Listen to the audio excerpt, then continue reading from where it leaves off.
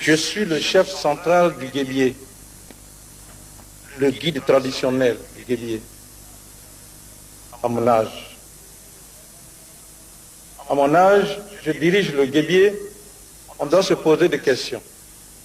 Le 4 août 1967, Christophe Kragbé-Niagbé revient encore dans son pays.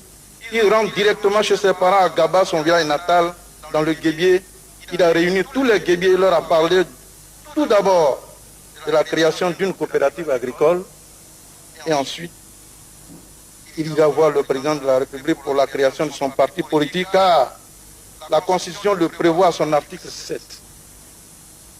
Lors de son meeting qui regroupait déjà le Guébié, Pakolo, le Zabia et d'autres villages environnants tels que les villages de Lakota, il disait par la suite que le pays était dirigé par les étrangers. En 1968, Opadjira a été arrêté à Danané pour avoir animé des réunions, contacts et messages politiques.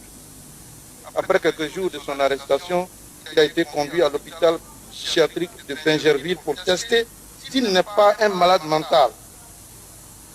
En 1909, de retour de France, il sera arrêté à l'aéroport de Port-Boué en même temps que ses parents venus l'accueillir, qui sont à leur tour conduits à Akwedo au suivi des répressions militaires. C'est à partir de ce moment que tous les cadres ont commencé à subir des durs moments dans leur service et le mot Guébié était devenu tabou. Ils ont été relâchés plus tard et Kragbé retourna en France. En 1970, de retour de France, il multiplia contacts et meetings dans le Guébié et dans les villages environnants.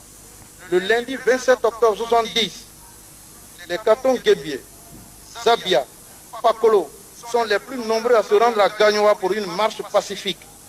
Il y a eu une répression de forces républicaines sur les marcheurs qui a fait de nombreuses victimes du côté des manifestants.